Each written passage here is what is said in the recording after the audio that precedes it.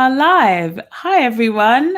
Welcome to episode 4 of What's Politicking Off. Oh my God, 4 already. We're doing it. We made it. I'm Longhair Linda. And I'm Lams. We will have some more of our co-host joining us as the episode continues. We've got some people having some difficulties with electricity and some people are rushing on the way home to join us on the show. So please do bear with us. We've already got a comment by Amy. Hey, girl. I'm so stealing that from Nick. If you guys don't know who Nick is, Nick from Redline Picture has this hello that he has with Amy. I'm stealing it. And hi Dante as well. So we're gonna get it kicking off. Apologies today, because if you aren't aware, we were also live last night for the Talk About It Network special on the Sarcasm City channel, and we ended up streaming for about 5 hours and a bit. And we were drinking a lot, and I had no business drinking that much. So I'm a bit delicate today. So please do bear with me. I'm going to do the best that I can, though. So should we get going with the hot topics? What's been in the news? Yes, cool. I am ready. Let's go. Now, a lot has happened since episode 3. So I, cherry picked a few. There's been some crazy ones, but I thought let's start off with a little bit of funny. Did you see the video footage of Starmer getting kicked out of a pub? I did indeed, Linda. What were your thoughts? What were your initial thoughts? Because the pub landlord ended up being sort of moved out of the way rather roughly by some bodyguards. So yeah, go for it. What did you think when you saw the video?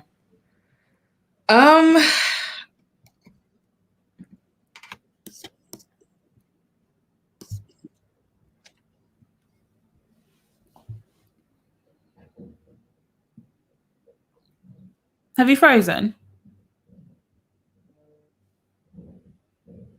Hello? Okay, sorry. Sorry. I think I'm lagging a little bit behind. But I know that Mike's waiting. Are you all right for me to bring you in, Mike? Yeah, hold on. How do you? I've moved rooms. Sorry if you were waiting for me to do it, or if you were going to add yourself when you were settled in. I didn't know I could. Yeah, I think you're going to have to remove me from the stream because my stuff is frozen on a completely different tab, and I can't get back onto this tab. No worries. I'll remove you. I was out for a second because I was just like, "What's going on?" And I can't myself, and I can't see you guys. Sorry. No, don't worry. I'll remove you and then come back in when you're ready. Yeah. All right, Mike, I'll ask you instead. First of all, how are you feeling after yesterday? Because I'm really delicate today. Champion, really? I woke up at 9. I didn't even move my head, and I knew I was rough. I just opened my eyes and went, oh no. Went back to sleep straight away for a couple hours. Woke up at something past 11. I was still dog rough. I've had about 4 brews and a bunch of toast, and I'm all right now. I'm feeling good. Man, I am struggling. I'm really struggling. Because obviously we didn't get off the stream till 4:30 in the morning or something ridiculous. Something stupid. So by the time I went to sleep, it was late. And then I woke up, maybe I only had about 3 hours sleep, I think. I woke up and I was just like, oh my God, why is this happening right now? I just felt so ill. And yeah, it was bad. I mean, I tried to I've been drinking water. I had, tea before. I haven't drank, this is my first coffee because I didn't want to risk it because I just felt so dehydrated. I thought, you know what, let me chill. And I went and got my nails done and I thought, that's going to bring me up. But even as she was doing my nails, I was just sat there like, oh God, I need to go home. Devil was trying to kill me by saying the best way to cure a hangover is to start drinking again. I don't think you understand how much I drank yesterday. Okay, I need a break. I was eyeing up a can of beer before, genuinely going, should I just knock it out of the park? I'd be right. But then I was just the thought of it. The worst thing was when I woke up this morning, I just left all of the alcohol I put on the table for the stream, so I didn't have to keep getting up. I'd left it all here, last night or early this morning. And so I had to clean all that up. I still had a little bit of rum and Coke or rum and Pepsi in a glass, and the smell of it, I was like, oh my God, I'm going to be ill. So that wasn't fun. So I can't even imagine trying to drink, honestly. All right, should we get back? Are you good now, Lambs? Can you see us okay? Yeah, I'm good. You know what? Because sometimes, like before I do these shows, I have like several like news like tabs, articles that I like to kind of read through and consult before. So sometimes I'm talking about them. When I switched over to the page, it kind of like froze and bugged out, so I couldn't kind of go back. Oh no. Yes. In response to it, it's just it is what it is, and what I commend is, you know, obviously we love hearing Tories and our Prime Minister being called out for, you know, the corrupted, fraudulent individuals we've always known them to be. I like the fact that he used what was the words, major sleaze, which was interesting. Which was interesting when, you know, when he was obviously kind of debating in the Commons. But I guess I'm not really surprised, because this is kind of what happens when you call out the Prime Minister. So hang on, we're talking about the Starmer video, right? Of him getting thrown out the pub. Yes. Okay, because here's the thing, I was confused by that, right? So I saw 2 short clips. I still haven't watched, like, you know, all of it. I literally just saw it on my timeline. And I saw one clip where it looked like Starmer was arguing with the pub landlord outside. Don't really know the content of that. I'm sure it was just something to do with him not being a good enough opposition leader, effectively, is what I got from it.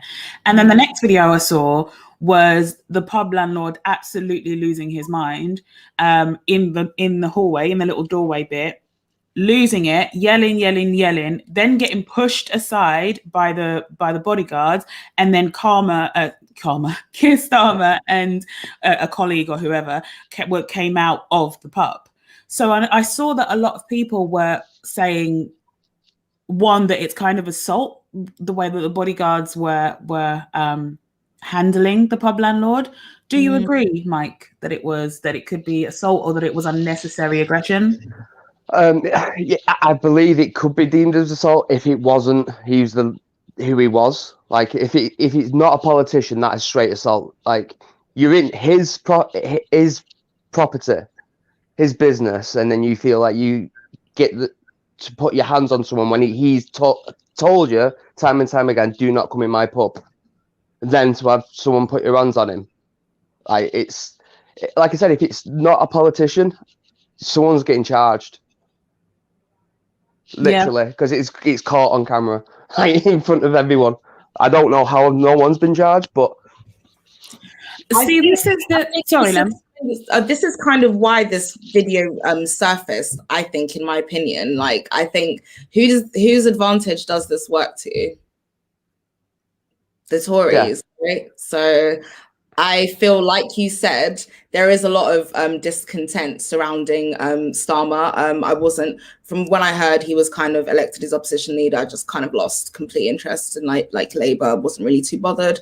I was hoping by the time the next election came around, there'd be a new opposition leader, hopefully. But essentially, this is a Tory power play, because if you want to put somebody in a bad light, if you want to make sure that they lose their voters and you gain those voters, is this not perfect? Because, like you said, it shows a clear violation of like you said. And is somebody going to be charged? Is he going to be charged? If he's not going to be charged, then we are going to hear the Tory party try and escalate the situation as much as they possibly can. Do you know what I mean? So it works in their favor. And once again, people are going to fail to see the bigger picture, that yes, just because this person is wrong, there's certain weaknesses in the Labour Party, it doesn't mean the Tories are any better.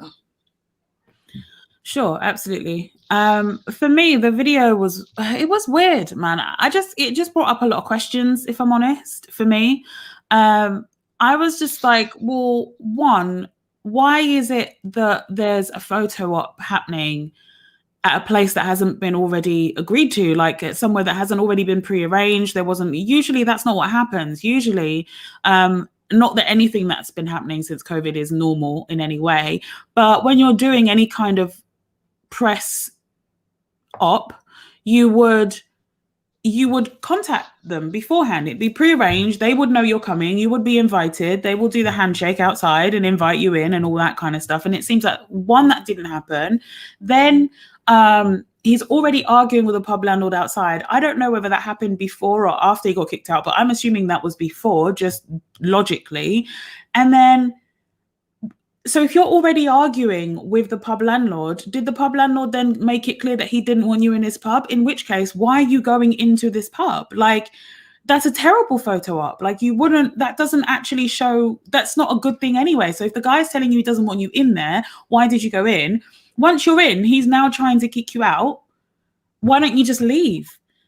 So Lindsay, you've really, really proved my point. I'm so glad that you said that, because how could there have been this much of a breakdown in miscommunication? You being who you are, if you know that you're not wanted in a place, like you said, why force this? There's something very set up-y about it. It feels right. It doesn't make sense. He was told something, but when he got there, like, there was something opposite. So it was almost kind of like, that's why this standoff and confrontation kind of happened, because it's like, no, I was told this was okay. Why are you now suddenly reverting back on this? And he's like, no, I don't know who told you it was okay. So there seems to be some kind of real miscommunication.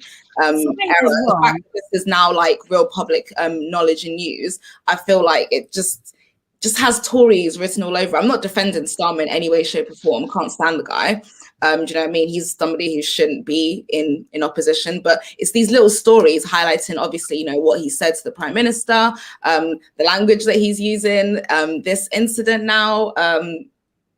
It's all green lights for the Tories, isn't it? The issue is Labour have got previous with this type of thing, like during the pandemic and stuff like that, when there was on lockdowns, they went to a certain church down the road from them. There was apparently 15, 16 churches in the surrounding area, but they had to go to the one what preaches conversion therapy. Like, you've picked that one because you feel like it's you can signal to people that you think you can pull back. There's always ulterior motives. But they have got a history of doing stuff and then saying, "Oh, we didn't check." Like, come on, you're supposed to be the opposition. You're just not doing the basics right. It's wild. And for me, it's mad because let's say it's a setup. Let's say that it was prearranged and the pub landlord had said, yeah, come over, it's fine, this time, whatever. And then they turn up and the energy is different. As soon as the cameras come out, as soon as you've turned up, the energy is different. If we had just seen that, then in our minds, we could be like, that was weird, and move on. It's the fact that he was inside and then he's getting kicked out. So I want to know, if you show up on the understanding that you're supposed to be doing a photo up here as a politician, and you show up and the energy is different from what was arranged and the person is now being hostile, surely that's your moment where you say, I'm sorry you feel that way, turn around and leave. Why he went inside, I really don't know. And once he's inside, he is trespassing, because the landlord, whatever was prearranged, once somebody tells you that when they own the building, as soon as somebody tells you that they want you to leave and you don't leave in that moment, you are officially trespassing. So at that point, the person can use physical force to remove you if necessary. They can't harm you unless you obviously try to harm them and it's self-defense. But if somebody is trespassing, you can, to an extent, use physical force to remove them. This is the bit that confuses me, but this is the bit where I'm in two minds about, because while you can do that, he was being very, very aggressive. The landlord was being very aggressive in that second clip that I saw when he's in the doorway, screaming at him, telling him to get out, telling him to get out.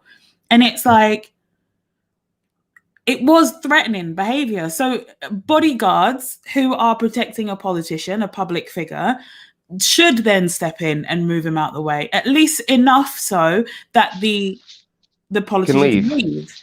And I think because he was blocking the doorway, that's the only thing that makes me think that's not assault. Because if they're pushing him out of the way, the only exit that the guy that Starmer can take, then I think that was justified. Had it been any other part and Keir Starmer could have easily just walked out and he wasn't going out, that's a different story. But because from where the landlord was yelling at and being aggressive from and threatening from, it was right in the doorway. Starmer would have had no choice but to go past him while he's yelling and motioning in quite a threatening way, in my opinion. So I feel like that's what justified the bodyguard. Again, not sticking up for Starmer. I literally treat you as a Tory every day.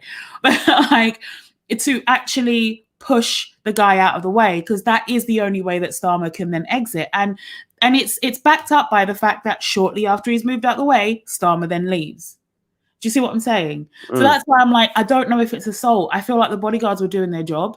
It doesn't look good for Starmer. And if it was a setup, then it's worked beautifully. And Starmer let himself down by going in after it was already hostile, in my opinion. Because what are you doing? Go home. Go to a different pub. Literally, any Labour stronghold pub. Go there. Yeah. The only thing I can think of is that he was just walking down the high street. He saw people outside, so he started to talk to them. And he's gone, right, I can get a cheeky pint in. Look like I'm one of those. That were there. What? The cameras and all that were there. Like, press was there. Yeah, but he was just doing a walk down the high street, weren't he? Like, I don't know. That's what I'm saying. If he was just walking down the high street and then got talking to people what are on his side, he's gone, oh, I'm in a safe spot here. I can go in not knowing who the landlord is, what their beliefs are, and then just thinking he can swan around. Yeah. Like, crazy. I get that. It was mad. Anyway, it was all crazy. Hi, Bullet. How you doing? Thank you for joining us. You were very vocal in the comments last night, from what I remember. Shout out Redline Picture. And Amy, the problem is we don't know how long he was asking Starmer to leave for. If you're trying to get someone out of your house who isn't leaving, you would start to get aggressive. That's a fact too. 100% correct. Yeah, it's all. I would like more information, but I also don't really care that much now because it's been a bit. It's like the story's moved on, but it was certainly something that was interesting that happened in the news. So let's move on to the next one then. Okay, so the Home Office published guidance on rough sleeping as grounds for refusal or revocation of stay. So the link to this so that you can read it for yourself is in the description. But basically, the Home Office is home officing, and they have published their grounds for refusal. So basically, if you're poor, they can deport you or refuse you if you're applying, let's say, for some kind of asylum or some kind of stay in general, and you're waiting for that to be approved. Bearing in mind that is not a cheap process. It is a costly process to apply to stay in this country, depending on what visa it is, but it all costs you money. If you happen to fall on hard times and end up rough sleeping, they can actually deny your stay on that basis alone, or deport you if you already have stay, because you're poor, basically. Did you guys know about this, and what are your thoughts? I literally didn't know about this until you put it on the finger, and as I can't say I'm shocked. Like, it's wild that you can say that, but are we surprised by anything when this type of thing comes out? Like, they try to marginalize the marginalized. It's wild. I don't know how you can go, right, I know we've been through a pandemic. Loads of people are out of work. People will be losing their houses and stuff. Oh, but when that happens, you're no longer viable to our country. Get out. Wild. I don't know what else you can say about it. It just seems on brand. Yeah, I mean, personally, to like echo what Mike said, I've not really, because I've heard like reports of this story here and there, and again, the reason why I've not really been like delved too deeply, I have like read a few articles about this, obviously, prior to us going on to the show. But again, it doesn't surprise me because we can see the country, we can see the direction in which this country is heading in, and it does appear to be. We don't like ethnic minorities. We don't like women. We don't like poor people. I think that's it. It's the bottom line. It's always about the bottom line now in this country. It's this: are you making us money, or are you a drain? And that is literally the top and bottom. They don't care about how you get to that point. Yeah, it's just like you hit that point. Yeah. You're no longer useful to us. Get gone. Like, if they don't see you as initially as one of them, then like Mike said, if you're not benefiting them in any way, in a financial way, if you're not benefiting them, you're no longer contributing to that. Why are they gonna be like, oh, okay, you know, we've got you, we're gonna help you through these hard times to make sure, you know, to get you back to being, you know, a contributing member of society? No, they don't care. Not unless you're one of us. If you're one of us, may possibly be worth our help. Dependent, and again, that's probably depending on like their background and their social class. Maybe it's a blip and they just need a bit of help. But if you have a history of that, then they're not going to help you either. Essentially, I pretty much want to echo what Mike said. If it doesn't suit their narrative, they don't see you as one of us. Like these certain laws, rules that are being put in place by the Home Office, by the government, they are heading in that direction to start marginalizing people from society. Well, we know that governments in general, forget what side they're on, governments in general oftentimes will have an acceptable margin or acceptable number of people that they will find as expendable, right? So as long as the economy can continue, as long as profits can still be made by corporations and their friends, basically, as long as the wheels keep turning on society, right? As long as there's always a hamster in the wheel to keep it going, then there's an acceptable number of people that are expendable with any government, right? With conservative governments, with more conservative governments, traditionally, that number tends to be higher, right? And after, what happened with Windrush and Theresa May's government, Theresa May's conservative government, I thought we'd reached, without it going into Black Mirror territory, I thought that we'd reached the pinnacle of a heartless government, right? I thought that we had... Call me naive, right? But I thought that it was going to be always around that bad, and that you couldn't supersede that without riot. Like you couldn't do more than what they did in terms of how punitive of a government it was to people, right? In terms of how heartless it was. I thought you couldn't hostile environment, weren't it? Without it. Yeah, I thought you couldn't go higher than that without it becoming completely dystopian in this country. And I'm just going to be completely honest about that, right? As much of a pessimist as I am, I just didn't see it coming. To see what Priti Patel's Home Office has gotten away with during a worldwide pandemic at that is nuts. It's actually, like, I don't understand why this isn't being taken so much more seriously than it is. I don't know why. I know why, but I don't know why the press isn't like, holy shit, what is happening? I don't know why the opposition party, the main opposition party, isn't up in arms every single day. I genuinely don't understand why we're not in an uproar with what's been happening in the past 18 months. I really don't. I don't get it. I'm looking around thinking, am I mad? Like, am I just taking things super seriously because I'm at home more? Is that what it is? And I just have more time to think about it? Because to me, this looks insane.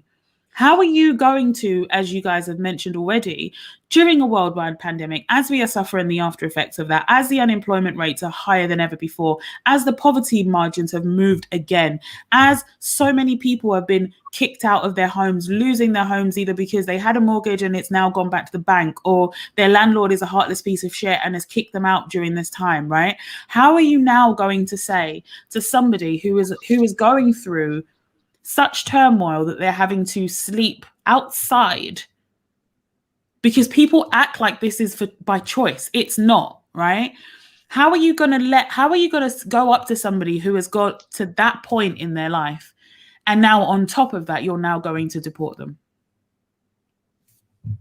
How do you do that? Like, I want to know, like, how someone's brain, how did you think this rule up is what I want. Like, what kind of person are you that you sat down and thought that would be a good thing to add to Home Office guidance? Well, we all know what it is. They like to keep deportation numbers high because it makes them look like they're doing something. It's as simple as that. It makes them look good. But you know what's wild? You know what would make you look good now during a pandemic for everyone? Supporting businesses. Supporting small businesses that have been horrifically affected. That would be a great way to help people. Do you know how else you could help people? Stop selling off bits of the NHS and privatizing everything, and actually make healthcare affordable again for people. That could be helpful. How about stop landlords kicking tenants out during a pandemic? How about stop banks revoking or taking back, there's a word I'm missing, forfeiting, thank you, forfeiting houses during a pandemic? How about we do that? How about you actually do something that is useful rather than doing things for show? Because at the end of the day, by actually helping, by helping people who've been through a really horrific time, by giving them the assistance to get back onto their feet, you're actually, in the long run, possibly even boosting the economy as a whole, because by helping these people get back onto their feet, you're giving them the tools, you're giving them the resources to not only just, recover, but recover very well economically from the damage inflicted by this pandemic. But like you said, that thought doesn't occur to them, Linda, because that's not how they think.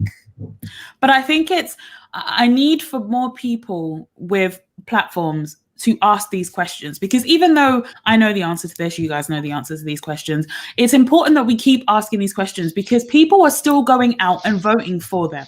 And I need for people to start now thinking. It's at this point, if you've never done it before, if you've never realized how detrimental a government like that is to the country before, I need for more and more people to be asking these questions now, while we're all going through something that we can all relate to and can all empathize with, so that you stop them. Because it's like, I just know people are going to vote them in again. I just know they are. And that's what's so frustrating, because it's like, why is all of the people that have the opportunity to actually get this message out and let people know what the government is doing and ask the questions and hold them accountable aren't doing that? They have dropped the ball majorly. And by they, I mean mainly the press and the opposition. Well, I would argue the press doesn't work like a press anymore. Not anymore. It's just a propaganda machine. They don't print real stories. They just print whatever. I'm surprised that the BBC backed Daily Mail. Yeah. I'm genuinely surprised that the BBC backed the Daily Mail, because and in case you don't know what we're talking about, that brings me on to hot topic number 3. So Boris Johnson, our beloved Prime Minister, the one that the papers keep saying is, he's been trying his best. He's been trying his absolute best during this. It can't have been easy. Boris Johnson allegedly said, "Let bodies pile high in their thousand," in an apparently heated conversation about the need for a second lockdown last year. So we all know we had that first lockdown that we entered into way too late, back in March of 2020. We actually went in to lockdown week beginning 23rd of March, which was a lot later than the government was advised to do, but they don't care about us. So we went into a lockdown. We were in a lockdown for several months. We came out mid-July, and of course, the Conservatives were, so concerned about our health that they decided in the month of August, just as we were coming out, while the numbers were still crazy high, just as we were coming out of a lockdown, just as the weather was nice. Hey, guys, sit in restaurants with each other. Eat out to help out. Sit with strangers. You still can't go to see your mum like that, but sit with absolute strangers in a building and it will save you money in the long run. We will pay 50% of your bill if you don't take away.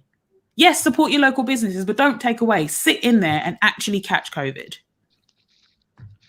So then that happens. And then, of course, September, the numbers are going way up again. Students are somehow getting blamed for it. They'd only been going to university for about a week at that point. I felt so bad for them. They were getting the heat from everyone when literally we just had Eat Out to help out the month before.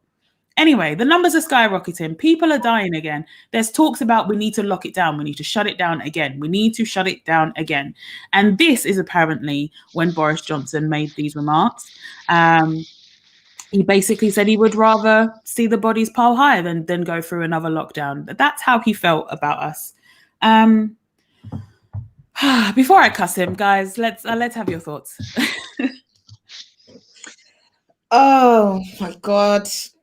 Again, this does not surprise me at all.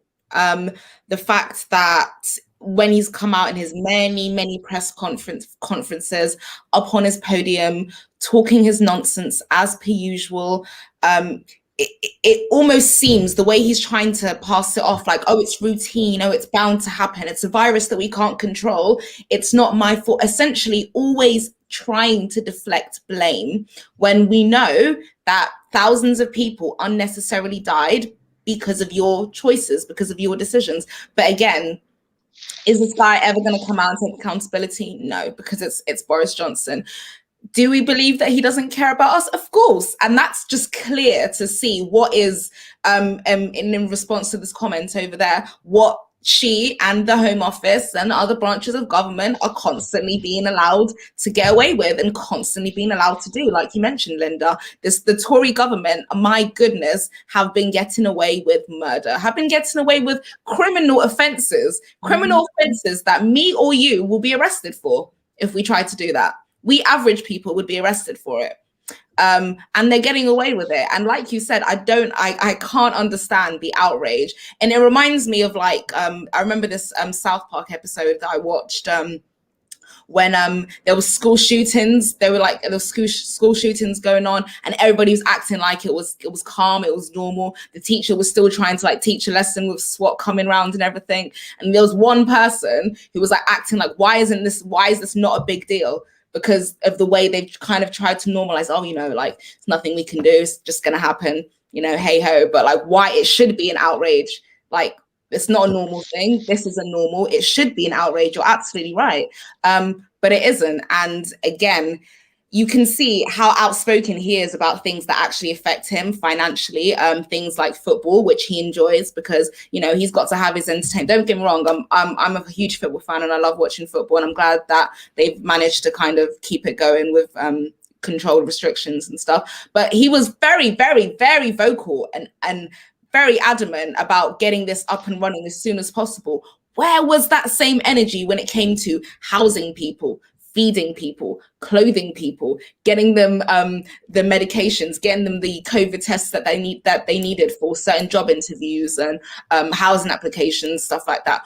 Where is that same energy? And again, like, this is why I'm gonna stop. And Linda, she said before she cusses him out, go ahead. Mike, Linda, cuss him out, please.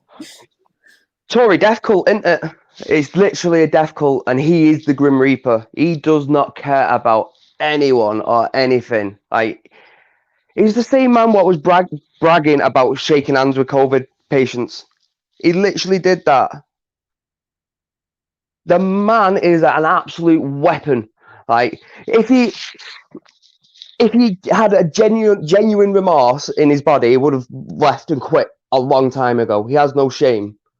All he wants to do is keep hold of power, and then to do that, he will deflect. He will try and twist and gaslight. But I would say that is literally Tory party politics 101. It's literally what they I don't know if they put something in the water or there's a lack of something. Like, it's not right. They're not wired to function like a normal person. They feel like they're above everything and everyone.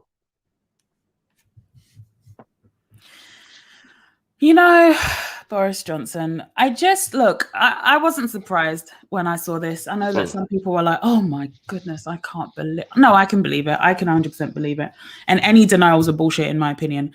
Still got to say allegedly because, whatever. But I believe that he said these things because it doesn't surprise me. It's Boris Johnson. This is the same guy that compared black people's smiles to, said they had watermelon smiles. Nothing this man says surprises me. This is the same guy that teamed up with Nigel Farage to tell you lot how all the money we were paying to the EU would go to our NHS. Instead, our NHS is being sold off to the highest bidder. This is the same guy. We're talking about Boris Johnson, the guy that can't be asked to comb his hair. Of course he said, let the bodies pile high. Of course he was bragging about shaking hands with COVID patients and then caught COVID and then got treated really, really well because, of course, he's the prime minister. He's going to have A1 healthcare that the rest of us could never even dream of getting. And, of course, he survived and felt fine, came back out and still said, let the bodies pile high. That's the same guy. Of course it is. This isn't news, in my opinion. What was news was Daily Mail broke it, which, what? That confused me. And then the BBC, like after a few hours that it had traction, they were like, you know what? We heard the same thing. Oh my God, the BBC, you actually heard something? There was some kind of journalistic something that happens at the BBC. Are you sure? Is it not just the talking points that they give you ahead of time? Isn't that what BBC News is now? We just got to read through a list that the Tories said this is okay to talk about. I thought that's what BBC became. What? That was surprising. I would argue against that point. The fact that they've known since last September about this, and it's not been printed since then. Of course. Like, what I'm saying is, I'm surprised that they even co-signed the Daily Mail at all. Yeah. That's what I'm surprised about, that they came out admitting it. I'm not surprised they knew about it. They were probably in the room. The head guy was probably in the room at the time. I don't know what kind of decision making has been made over there. All I know is it is not in the best interest of absolutely anybody except them and their rich friends. It is not in the best interest of you, me, or anybody else in this society that actually works for real works and actually contributes in a real way to society. Because to me, this is the same guy, okay? Of course he said, let the bodies pile high. Of course he doesn't want to count the number of bodies that pile high and couldn't give a shit about that number. He doesn't give a shit about the number of children that he may or may not have. Why would he care about the bodies piling high of absolute strangers? He doesn't care about his own kin, but he's going to care about us. Pull the other one. Anyway, I'm done. I can't talk about this guy. My blood pressure is up. So I'm moving on to something else that's equally annoying. So actually, my blood pressure is going to stay here, apparently. So, as long as he's still in office, as long as he's still in that position, I'm fearful all of our blood pressures, to be honest. Listen, they're literally trying to kill us one way or the other. If they don't kill us with their policies, they'll kill us through gaslighting us, through making us stressed, because they will find a way to do it. Speaking of weird situations, the EU is suing AstraZeneca. So if you remember, guys, the EU was talking smack about AstraZeneca for a while. They were like, nah, we're not even going to mess with it. It's causing blood clots. No, we can't. I mean, less blood clots than if you were just a woman. Less blood clots than if you were a woman taking birth control. Less blood clots than if you were taking certain types of medication that's perfectly prescribed all the time. But still, no, we don't like it. We do not like this. And then all of a sudden they were like, but hold on, why has production slowed down? Why is there a delay? We're actually going to sue you for breach of contract. So did you guys hear about this? If so, what did you think? It's wild, isn't it? Wild. The reason that there was a slowdown is because there was a problem at a plant in Belgium what was producing the doses. Mm-hmm. And so they went, okay, instead of getting that sorted, we'll just have the doses what you're making in England. Because they're even though they're for a different contract altogether, you're allowed to break that contract to fulfill ours. Make it make sense. I honestly, capitalism can get in the bin. Honestly, I hate it. Honestly, I feel you. I get it. I use this to kind of sum this up. It's critical, but hypocritical.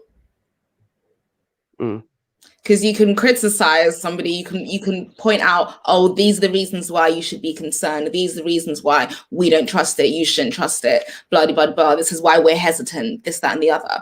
But on the other hand, we are in a really desperate position. We kind of really need this. So we're just gonna it's almost kind of like, them the reduced sale items. It's just like, yeah, we'll just take what you have, whatever's on the shelf, we'll just take it and go. We've got demand is high, we need to supply. And that's literally, it's capitalism, it's goddamn finest. And it's just, it's worse than that, because it's like, just to use your example, like just to work on that example lens, right? To build on that, it would be as if I said, I don't like, bread is bad for you. I don't eat bread, guys. Bread is just not it. I don't fuck with bread. Clearly there's some shit going on with bread. Just listen, don't mess with bread. And then I go to my local supermarket and I, in the reduced section, see that there's bread and it is like 10p and I'm buying this bread. Then I get to the till and I'm like, where's more of the reduced bread? And they go, there's no more of the reduced bread right now. We have to wait until they get the rest of the bread gets closer to their sell by date so that we can then put it in the reduced. You can come back though. You just have to wait. No, but I want more reduced bread now. I'm going to sue you. That's how ludicrous it is. That's actually, I know it's a joke, but that's actually how ludicrous it is. Because it's like, we're in a pandemic. That's why. Yeah, we're in a pandemic. This is the vaccine to this virus, right? Of course, there is going to be a need for it. Of course, there's going to be a demand for it. Why were you doing all that shit talking over here? Fine, listen, if you're going to shit talk, just shit talk. A lot of people are hypocrites. It's nothing new, especially in politics, right? It's nothing new.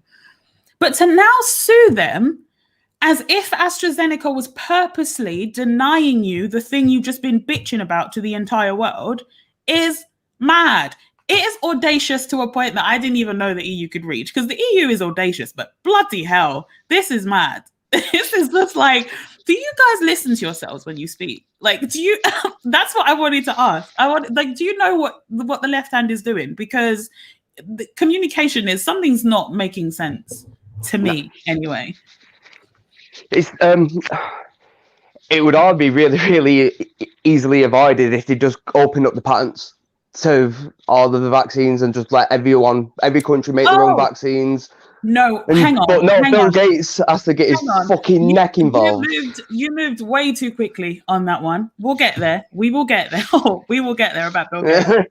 I just want to confirm, just as anybody that isn't aware of what's actually going on between AstraZeneca and the EU, I just want to quickly read the Guardian article on it, not the whole thing, but part of it. So AstraZeneca said it would strongly defend itself in court and highlighted its supply of 50 million COVID vaccine doses to European countries as Brussels launched legal action against the pharmaceutical company over the delivery shortfalls.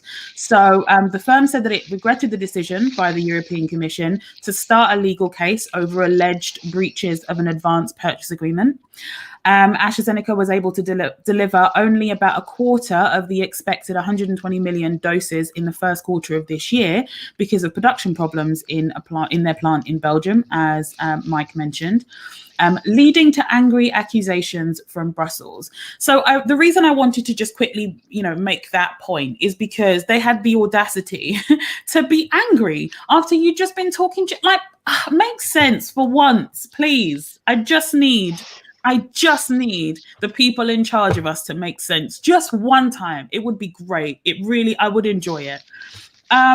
I feel like a lot of these reactions from these people in their positions of high power, I think it just goes to show how entitled and privileged they are, because it's just second nature for them to behave and react that way, because like you said, they just feel like, it's me, like I get what I want, like I have, if I want the world, I get the world, you know what I mean? Whereas normal people like me and you, we don't think that way. So And that entitlement, it's outrageous. It's outrageous.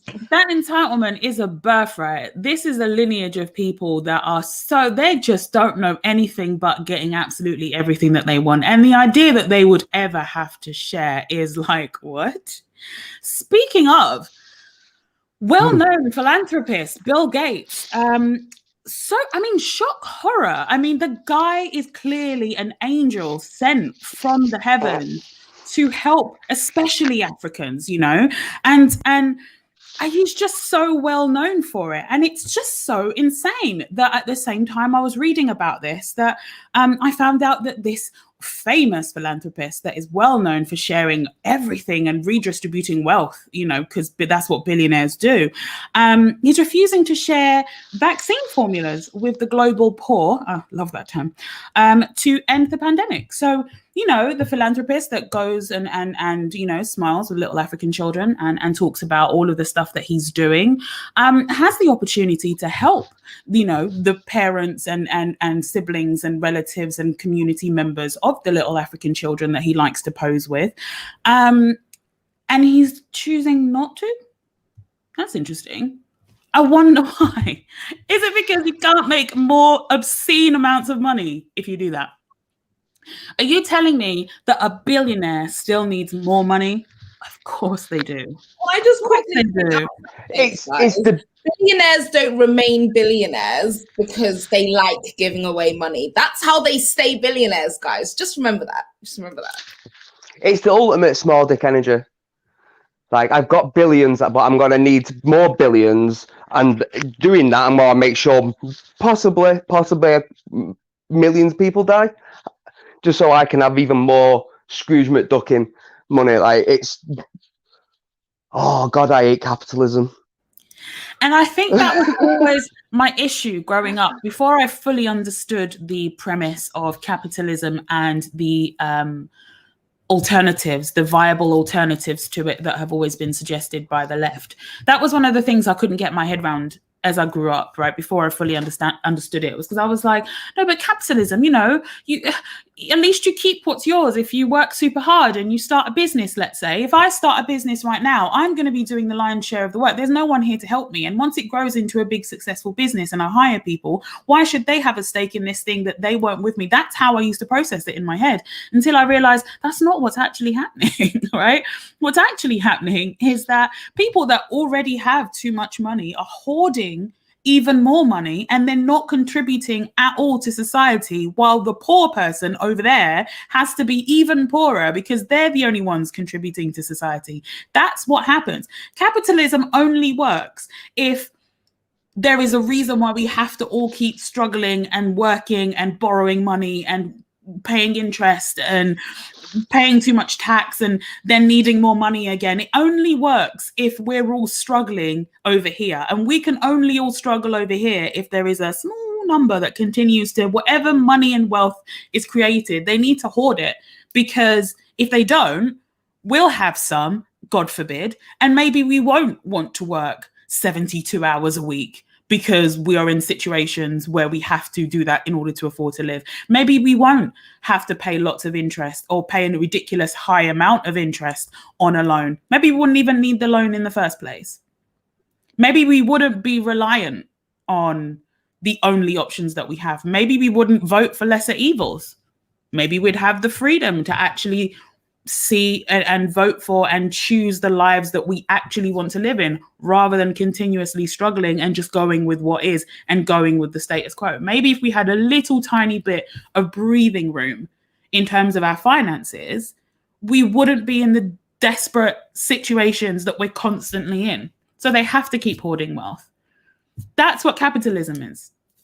Literally, there are like super fancy ways to explain it. There are super scientific and mathematic ways of putting things together and historical viewpoints, but that's what capitalism is. It's always been alive from the beginning. We're always told the same shit constantly.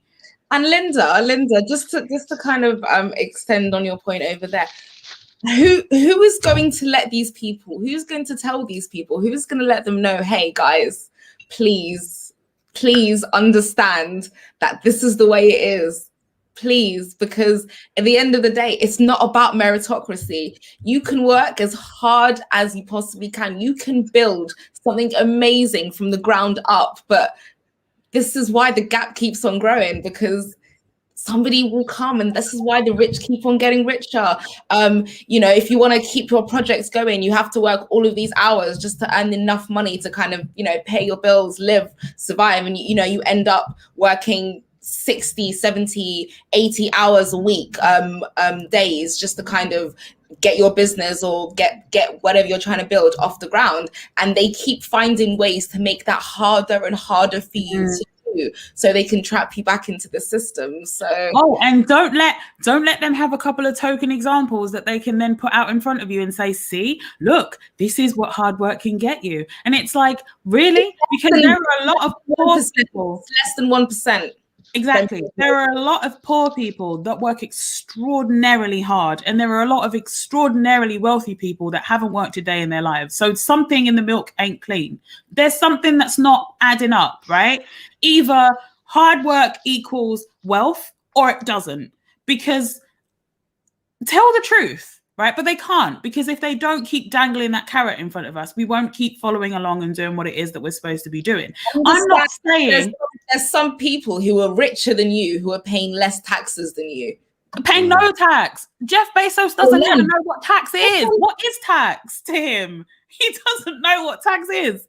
He's literally not I've contributed more to society. I'll pick an English person, because obviously we're in different societies anyway, so he wouldn't be paying tax here. But name a rich English person. Literally name a rich Brit. Any rich Brit. Gary Barlow. We know he dodges tax. Yeah. I've likely paid in the last 5 years more tax than Gary Barlow has. On the balance of probabilities, I've likely paid more tax. Not because I'm rich in any sense of the word. It's because I don't have any tax avoidance schemes that would benefit me. I just don't. I'm employed. So HMRC will get their money either way. They will get it. They will absolutely get it before I even have the solicitor lawyer team to be trying that out at all. She's like, how is she going to get the funds to afford that? They made sure that she doesn't have that extra stream of income where she can avoid and subsequently continue to get richer. And even when you have another stream of income, go log on to the HMRC gateway and do your self-assessment. See how much you can get away with, because there's only so many things you can put as expenses. I'll just tell you that from experience. Okay, try starting your own business as well, and then file for corporation tax. God forbid you made even £1 this year. God forbid, because you will pay 19% of that until the end of days. Okay. Meanwhile. Ask Avanti West Coast if they paid any tax. Ask Tesco if they did. But you know who did? The newsagent down the road. They paid their 19%, probably more, even though they were shut for a lot of this fucking year. Tesco didn't. Tesco's been open. Making record profits. Fair about it. There is nothing fair about it. And these are the questions we always need to make sure that we're asking wherever we're thinking about the motive of people, whenever we're about to lord up this billionaire and say how much great things they do, or how many great things they do, or, oh, look at this philanthropy, and look, they give back, and look, they have a foundation. First of all, it's a tax avoidance scheme. Secondly, they don't give a shit, because when they have the opportunity to show, for real, put their money where their mouth is, literally, and share a recipe to a vaccine, or a formula to a vaccine, so that it can end the pandemic in the poorest of the poorest countries, when they have the opportunity to do that, they won't. I'm going to move on. I was going to put this in the good news, and then I was like, why would this be good news? This is supposed to be what happens. The police officers that took and shared photos of Nicole Smallman and Bieber Henry's bodies after they had been stabbed to death have been charged with misconduct. You can see why I was considering putting it in the good news, because there was some kind of repercussion, and then I just stopped for a second. I was like, this isn't good. Like, this is just what's supposed to, like, it should have been even worse than misconduct. This is worse than misconduct. But again, we're in a situation where we just take what we can get, right? Because, that's what we live in. So 2 police officers have been charged with misconduct over allegations that they shared photographs of the scene of a double killing. PC Dennis Jaffa, 47, and PC Jamie Lewis, 32, of the Metropolitan Police have been charged after an investigation into pictures which were taken and circulated of sisters Nicole Smallman and Bieber Henry, who was stabbed to death at Friant Country Park in Wembley, northwest London, in the early hours of June 6 last year. So, almost a year later, the guys that took pictures and shared them on WhatsApp or whatever, they're now getting charged with misconduct. So, what does that actually mean, though? Like, because it's not gross misconduct. They only said for misconduct.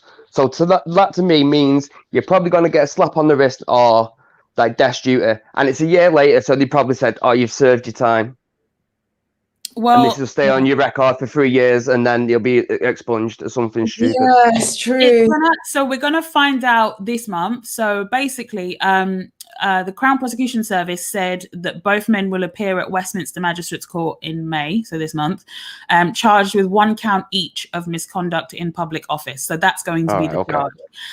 So the Independent Office of Police Conduct Watchdog carried out a criminal investigation into the allegations that the officers took non-official and inappropriate photographs of the crime scene before sharing them on WhatsApp. So the misconduct is going to be based on that because they are in a public position, rather than it just being reprehensible. But I guess you've got to find the legal language where you can. So yeah, that's a developing story. We'll keep you guys abreast of that, obviously, as they actually end up in court and see what actually happens. We'll see. All right, should we move on to the keep an eye on segment? Can do. So I've said it over the last couple of episodes. There are elections coming up in May. I know we keep talking about how everything is shit, but you should still participate in society. So there are a number of elections that are taking place on the 6th of May. These include local council elections in England, local and combined authority mayoral elections, Mayor of London and London Assembly elections, police and crime commissioner elections in England and Wales, and also Welsh and Scottish parliamentary elections as well. So the links, there is a link in the description to check how to vote in your local area.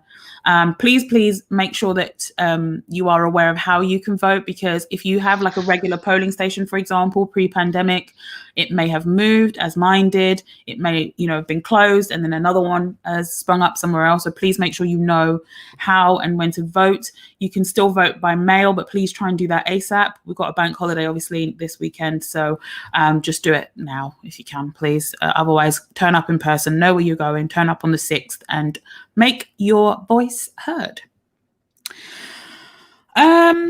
So again, I think it's important that we keep an eye on our allies, as we do all the time on this show. So let's go to the States for a bit, because, they're always moving mad. They're always moving mad. So Derek Chauvin was found guilty on all 3 counts for the murder of George Floyd. Thoughts, Mike? Yeah, surely it was the most obvious thing to what should have happened. I was worried. I was genuinely worried that he was going to get off, or he was only going to get hit with the manslaughter thing. Mm-hmm. But for him to get all counts is, but it makes me worry. Like, that was only because it was caught on camera. Oh, of course. Film cops are all opportunities. Always, because I remember seeing during the trial, so as it was trending on Twitter that the jury had reached their verdict, but before it was then announced, there was that kind of gap in between, a couple of hours, and somebody, I don't have it, apologies, I'm not prepared for this, but somebody posted the article that came out in the press that was released by the police shortly after the murder took place. And I'm so glad that we can actually say murder now without saying allegedly, because he's been convicted. So after the murder took place, but before the footage went live or went viral, they had said that there had been a death of somebody in police custody but because they didn't shoot him, because Derek Chauvin didn't shoot him and none of the other people involved didn't shoot him, it was basically fobbed off as just a death that happened rather than a police killing. Yeah, they said it was like it was a medical framed as a medical emergency or something like that. Yeah. And the fact that in court they had to bring, they had to bring a medical examiner out to say, no, he didn't die for any other reason other than the fact there was a knee in his fucking neck for almost 9 minutes. The fact that they had to do that in the trial, that's what made me, like you, Mike, think that this verdict is going to come in not guilty. Like, I just was like, I don't have any faith in the justice system at all, especially in America. So it was good that he was found guilty of all 3 counts. Now we're gonna hear about sentencing. He won't be sentenced now, I think, till June. So we'll see what happens with sentencing. Lambs, let's get your thoughts on it as well, because you came in just as we started. I guess that's kind of where I'm going to wait until I can fully so I'm going to reserve my judgment till after the sentencing. However, I'm not going to lie, I am pleased, like Mike mentioned, that he was found guilty on all counts, because I did think that they would probably maybe get him on the manslaughter, and then the 3rd degree, 2nd degree murder charges would be found not guilty. And he gets something like 5 years out into with good behavior and probation, stuff like that, and another W for the American justice system. But again, I'm going to wait and see to the sentencing, because that's where you can really tell. Because there's certain people who have been sentenced for lesser crimes. People that have been sentenced to less for more serious crimes, and again, dependent on who that is. So I will wait for the sentencing to properly. But like you said, that whole thing in the trial is just the fact that they had to get all of these people to testify for the prosecution, and I'm just thinking, first of all, there was no need, because like Mike said, it was on camera. You have millions of witnesses. Do you know what I mean? From all different angles. So, and there's no ifs and buts about it. We know what we were calling an alleged. Now we know definitely is a murder. It's annoying that we had to wait for it to be confirmed when we all know it was a murder. And like Mike said, if it wasn't on camera, this guy will still be walking among us. Do you know what I mean? There's more people from ethnic minorities that are going to be in danger, because this guy would still be out on the streets. With power, not just out in the streets, but out in the streets with power, with an insane amount of power to take your life, because he's got a gun on his hip. He doesn't even, do you know what I mean? It's just that why do we arrest criminals, right? Why do we arrest criminals and put them in jail, right? So we can take them off the streets, so they are not a danger to the public. Somebody like that is the perfect example of being a danger. He's not even just a civilian. He has that power being a police officer. And we know how much power the police have, especially in America, in a country like America. And that's scary. That is to think that you could just send your kids to the supermarket for some milk or some orange juice or something like that, and that could be the last time you see them. And honestly, thank God that 17-year-old Darnella Fraser happened to get her phone out.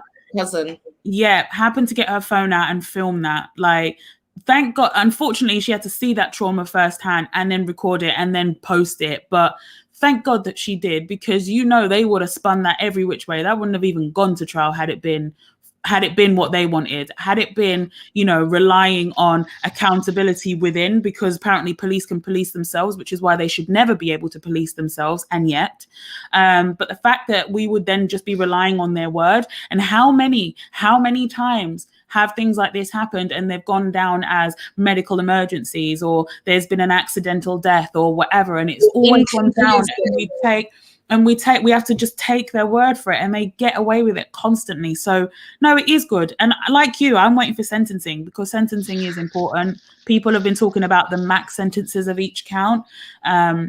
If they run concurrently as well, you don't.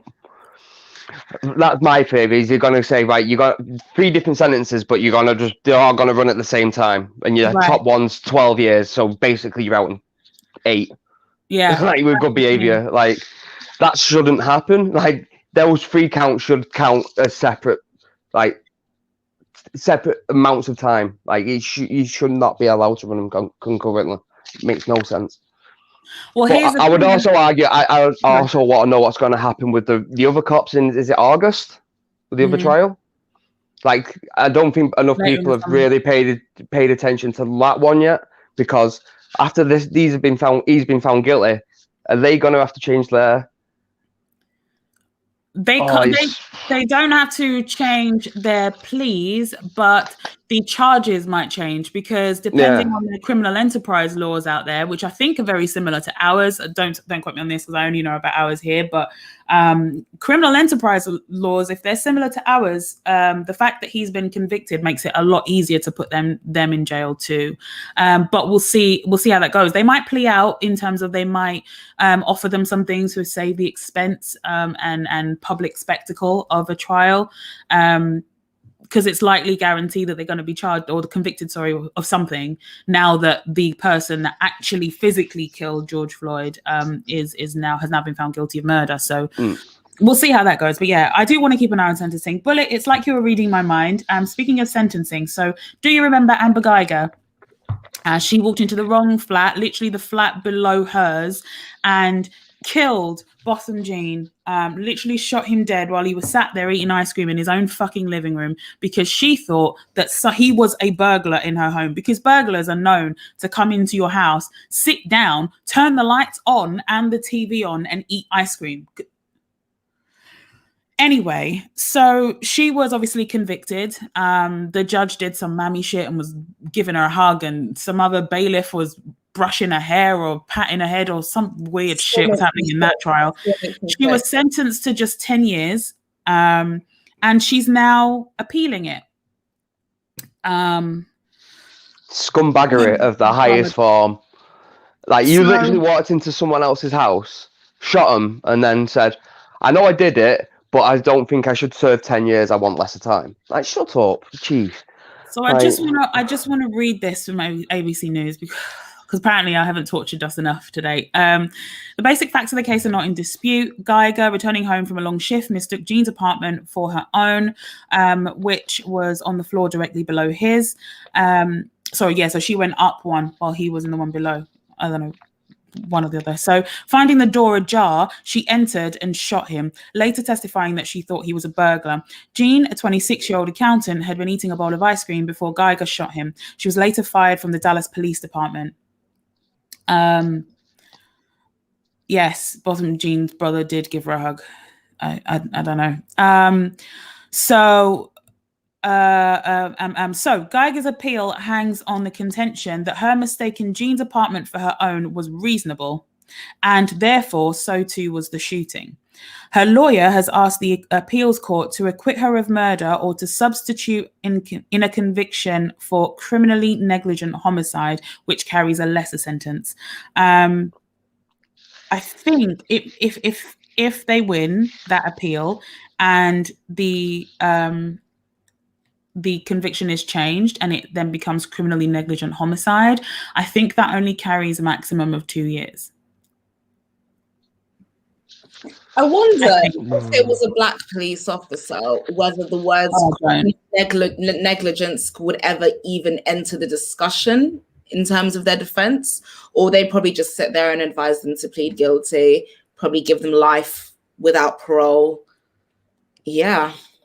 I think murder is just strictly reserved for, if a black person is involved, then it's murder. If a white American is involved, someone who's a patriot, it's mental health, it's lone wolf, it's alcohol, there's always something. Basically, there's always something. There's always some kind of argument, some kind of threat they were under. It's just. Look, and just to again, really just keep digging at this, because again, I like punishing us apparently. So just to go off that, Lambs, to build on that, it shows you that even when it's clear murder, let's talk about like the mass shooters, for example, right? Usually male white, and they can take them in peacefully. They've just shot up a crowd and killed several people, and they can take the weapon away from them. They can arrest them, put them in custody, sometimes take them to Burger King, you know, make sure that they're, you know, nice and full before going to sit in a jail cell. And, you know, they can be apprehended in a very calm and very peaceful way that doesn't actually cause harm to the person that's just killed a whole bunch of people, because that person is a white male, right? But when they say, you know, are called by a child, because there are people fighting outside her home and she's calling the police to help her, and they turn up, and instead of helping her, because she's carrying a kitchen knife, and there are reports that she was actually carrying a butter knife, it wasn't actually pointed at the police, or she wasn't trying to go at the police at all. She was trying to get these girls off of her property. The police that she called to come help her just decided to shoot her instead. 4 shots into a 15-year-old child. But mass shooters go to Burger King. And it's a case of when you see our skin on a person, in your mind straight away, clearly it is danger. There is danger here. There is danger. I have to pull a gun. I have to pull a weapon. I think it's my taser, but I'll go for my gun, right? I have to just kill kids because they're skin, right? And it's like, if we're all on edge, if we're all worried, none of us need to have weapons. None of us need to have power over each other then. Because if this isn't the job for you, let's put the hatred aside for a second. Let's pretend that the hate is not what we're talking about. It is. But let's put that aside for a second. If what they're trying to convince us is, and by they, I mean, you know, police unions, the people that run the police departments, etc.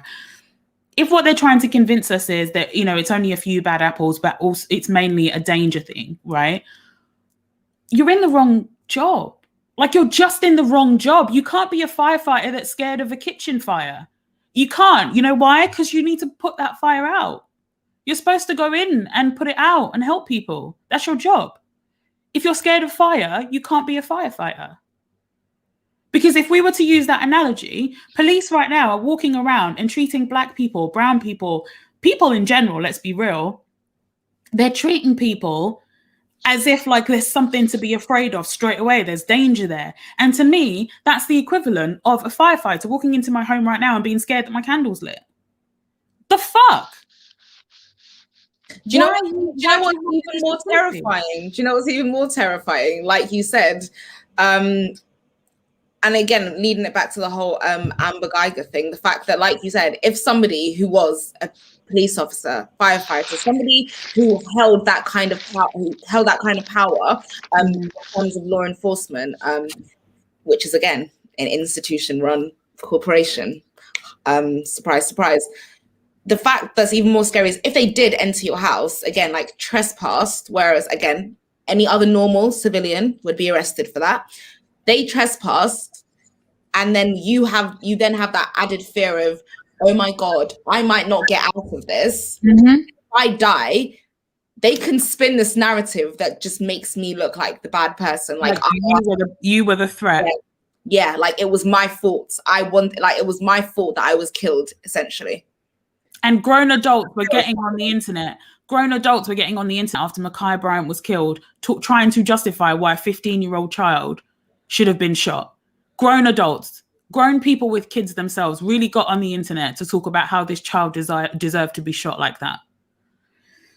And to your point, the fact that this is generationally embedded, it's scary how many people believe this. Yeah. And it's scary to think that, oh my God, if I ever found myself in this situation based on who I am, like if you were to recall that story to say, like, I don't know, a white person, they'd be like, oh, it's no big deal. Why would you feel scared? Like, it's the police, they're there to help. But that's not what you see. You're just thinking, oh my God, they could be here to help. But at the same time, that's a possibility. The other possible alternative is that they could kill me or seriously harm me. I could be in danger. And to that point, that brings me to the last, story that I wanted to talk about in terms of our allies, to keep an eye on our allies in the States. Again, I just stayed in the States this time. So this was a weird one. So it was weird from the beginning, but when I read the story, I was like, yep, can relate. So not to the main guy. This will make sense in a sec. So a white man wearing an All Lives Matter t-shirt tried to shoot a black couple in Arizona, right? So I saw that the police aren't treating it as a hate crime, and I was like, yeah, makes sense. I mean, why would they, right? But this was the point where I was like, oh, can relate. So this article was, what's worse, the wife hesitated to call the cops because she feared that they'd shoot her husband instead. So there's a black couple who were in an office with this guy, this white man wearing an All Lives Matter shirt. The guy pulls a gun on them. And her first thought is, oh my God, like, because they get the gun off him. The man managed to get the gun off him. Thankfully, they're both okay. But her first thought was, fuck, I can't even call the police because if they turn up, they're going to kill my husband, even though this guy was trying to shoot us. That was a thought that went in her mind. So in Arizona, black couple feared for their lives as a white man pulled a gun on them during a business meeting at the shared kitchen that he owns. The couple was able to make it out alive, but not before the wife hesitated to call the police for fear of them shooting her black husband instead of the white man who pulled the gun. It was very weird. There is footage of it. I haven't watched the footage. As I've mentioned to Mike on an episode of Pod of Mercy that will be coming out soon. I'm not watching footage like this anymore. It's just not good for my mental health. Knowing about it is bad enough. But basically, the long and short of it is he pulled the gun, tried to shoot them out of the blue. They'd already been speaking on the phone with each other. It was literally a business meeting. He pulled the gun, tried to shoot them. The man got it off him. They did end up calling the police in the end after they'd restrained him and got the gun away from him. They're not treating it as a hate crime. Unfortunately, the woman was also early on in her pregnancy and had a miscarriage not so long after this. So all around fuckery, all around bullshit. And it goes back to that point, Lance, because it's like, why should that be your first thought? These people that you call to come help you, to come get the bad guy away or whatever, it's like they might just kill me. So is it even worth me calling the police? 15-year-old girl couldn't call the police to get these girls that were fighting away from her house. Because and then also, they shot her. Yeah, just to add to that, like you said, these are what business. They're, they've done well for themselves. They're obviously educated. They're obviously smart to be able to be in this position where they're having business meetings. Right. Of caliber, like you said, successful black people, an innocent child, famous people. And I'm referring to Meg Thee Stallion and Tory Lanez gun incident. When the police turn up, they don't know who you are. They don't see that you're innocent as a child. They don't see a child. They don't know who you are in terms of what you're a celebrity and what you're famous for. They don't see successful entrepreneurs contributing, paying members of society. They just see black people. They just see black and they assume once police are called to the scene, black people on the scene, you are the cause of the problem. And that's when the hostility, you can instantly see the demeanor, the body language, even the way they talk to you, like get on the ground, like you're scum, like manhandling you and roughing you up. And I think that, that picture that was circulating about, the white guy who got arrested for killing, I don't know how many people. And they were just like, he had handcuffs on, they were sitting him upright. Someone was feeding him water. It just blew my goddamn mind. Not relate. We actually could never. Let us actually have committed a crime. Look how they treat the innocent ones. Now when they commit a crime, it's like, whew. Anyway, should we go to good news? I actually found some good news this time. I'm surprised I've been able to find these. I'm really looking for them. But I'm surprised, but I love it. Bring it on. So, Little Island becomes the first major retailer in the world to offer free period products to combat period poverty. So they posted this on Twitter, and there's a link to their website that talks more about it. I think the link should be in the description as well. It's a great little read, and basically you are able to go in and get, either one pack of whatever each day for free, basically, which is just fantastic. I thought that was great news.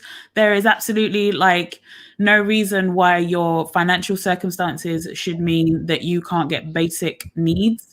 And those basic needs are a little bit more for women because we also get periods. And there is absolutely no reason why you should be penalized for not having a whole bunch of money.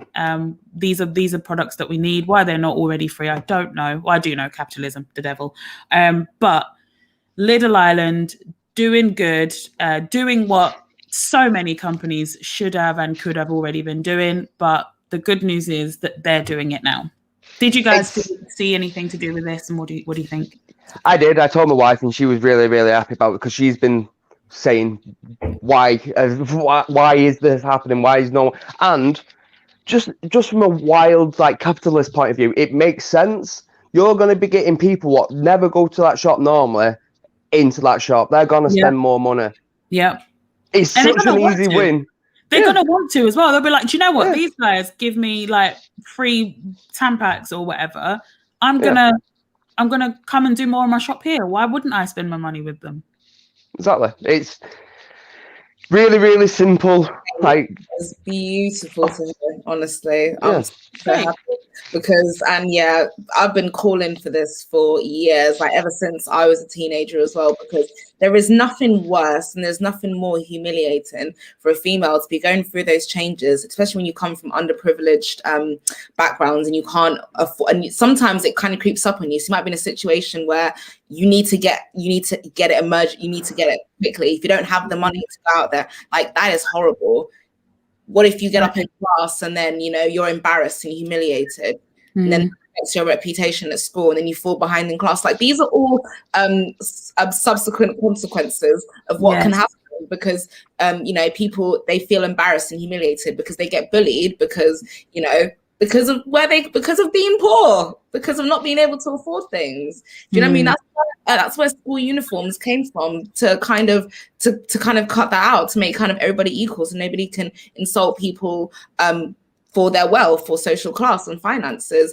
And what annoyed me a lot, it was that I honestly felt it was, especially like when you look at companies like Procter and Procter and Gamble, it's a male company who deal, you know, they deal in like feminine hygiene products and stuff like that. Of course.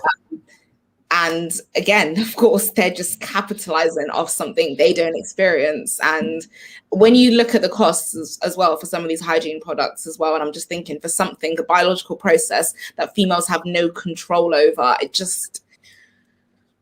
To echo Mike, I hate capitalism. Yeah. It's fully mad. And I think it's very, very, I think it's important to also, just to go back to the point that you made, Mike, of people going and actually spending more money with them, right? I think when people sometimes think, I used to think so too, so I'll speak for myself, but when you hear people speaking negatively about capitalism, sometimes in the back of your mind, you start to think that it's because these people hate the idea of people making money. No, actually, I don't. In fact, I love the idea of people making money, which is why I hate capitalism, okay? I love the idea of you coming up with something and you working hard and you putting it out there and you having a fair fucking shot, just like everybody else, for your stuff to be recognized and for you to make money and for you to live well and for you to look after your family without having to stress about all this shit. I want people to make money. That's why I don't like capitalism. I want that only those few people keep on making money. Exactly. And so when a shop does do the right thing, when a retailer or a brand, you know, a corporation, whatever, not so much corporation, but you know what I mean? When they're doing the right thing, it is good to support them. It does make you want to support them. That's a good thing. Let's reward good behavior and let's hold people accountable for the shitty behavior. That's where we keep missing. We keep not holding people accountable and then we end up in bullshit. So that's why I think this good news thing is such a good segment to have, because we do rant a lot on here. Shit is left all the time. Like, shit is just not great, but there are sometimes think people, corporations, businesses, whatever, will get it right. In this case, Little Island is killing it. Love to see it. Hope so many more supermarkets and retailers, etc., do the same thing. Hope Tampax and Always and all of those brands stop fucking charging us, man. You lot have made enough money. And for people that get periods, it shouldn't be. Your financial situation should not prevent you from being able to look after yourself and keep yourself, you know, keep your hygiene up every month when you are experiencing a period. It's insane. I know we're living in an insane world, but That's why I love to see it when companies get it right. Speaking of companies getting it right, just like I like to hold people accountable, I again like to also celebrate when they're doing the right thing. I personally don't fuck with H&M. I think I mentioned on a previous episode that since the coolest monkey in the jungle thing, I was like, you know what, I'm cool on you. I'm all right. I actually never need to get any kind of t-shirt from H&M ever again. But H&M are offering suits apparently for 24 hours free of charge for people who have a job interview. So this was according to a tweet by @Colleen SA. She, or Colleen, maybe, she goes on to say in her tweet that she's not sure if it's all H&Ms, but that she saw it in the Westfield branch of H&M. They had a sign where they said basically you could get a suit, borrow it for 24 hours if you had like a job interview or something, or a couple of job interviews lined up, and then obviously just bring it back when you were done. Did you guys hear about this? And what do you think? Didn't hear about it. I'm really bothered that H&M are not just giving you away clothes.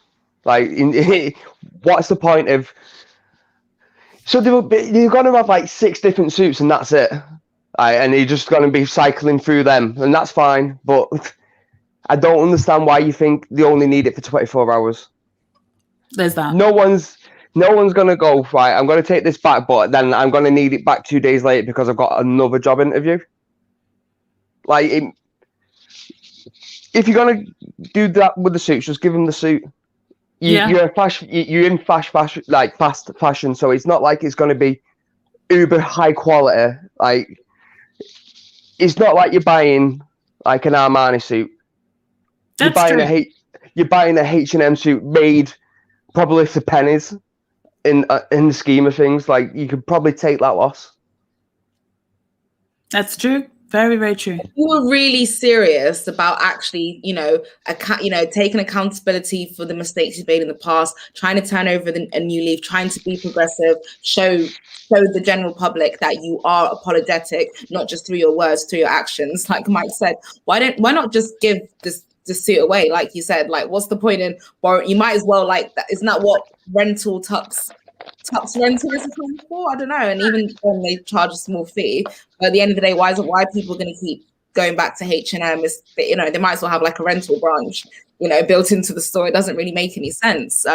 Why not do something like develop a criteria? If you've had like 2 job interviews or more in, say, the last 6 months as well, which shows that you are actively searching, you qualify for a free suit, come to H&M and pick it up or something. Do you know what I mean? Because that means be great. That means you've already, you are actively searching well enough that you've secured two job interviews in the past 6 months in this COVID pandemic crisis, meaning that you are likely possibly going to secure a few more. So why not, like Mike said, let them keep the suit? This actually shows you care about helping people want to get back on their feet or doing something. But it's just foolishness. It's an attempt to try and make themselves look good, but coming across as looking idiotic in the end. Yeah, I admit I was definitely grasping at straws with that one. I needed a second news, but I thought it was a nice idea because it does look like that it was just a Westfield branch that are doing it themselves. So I don't know that they have corporate backing because there's no other H&M so far that we've seen. As I've tried to keep an eye out to see if I could hear anything about it, they've not really put anything about it. So I think it is just the Westfield branch doing it on their own. Maybe the manager there. It's a nice idea, but yes, there are definitely holes in the theory. Just give the suit away because let's say I borrow the suit, I go on my interview, I get the job, bring the suit back. I still need smartwear for work. So it's like, I get what they're trying to do. You just need to do a bit more. I'm seeing stuff that it's like, it's a PR stunt, all that kind of stuff. Yeah. I agree. It does feel like just a PR stunt. I don't actually mind PR stunts. I've got to be honest, as long as it benefits somebody. So hopefully things like this do benefit people, but I totally get it. I do feel bad for the kid who had to wear the hoodie. Yeah. Absolutely. Again, I actually don't think that they're trying to make up for the coolest monkey in the jungle thing. People have forgotten about it, and lots of people have been shopping at H&M. I always see people of color in H&M because every time I walk past one, I'm like, are there black people in here? Damn it. Every time. I can't help it. But yeah, no, that kind of passed. I think people were angry for a bit and then the story moved on because so much happens every day. There's H&M literally maybe about a 10-15 minute walk, like a 5-minute bus ride.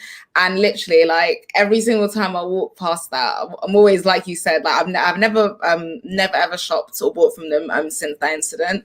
And again, I don't believe this half-assed PR stunt. And like you said, I'm always just looking by to see, like, is it empty? Like, are there people actually in it? And there are, like, always people in there, man. as well. So I'm just like, okay, so clearly you've forgiven and forgotten. People have definitely forgotten. I know when people got so mad at Gucci for the whole like minstrel thing. People were so mad at Gucci, and now everyone's stunting in their Gucci, and I'm like, really, guys? We're just over it. All right. Well, I'm personally, I never used to. Don't get me wrong. I never bought Gucci items like that. I just bought Gucci perfumes, which is what I then stopped doing. So I was like, I'm just not. That's not to say that our money doesn't go to racists and it doesn't go to evil corporations. It does. That's the nature of capitalism, unfortunately.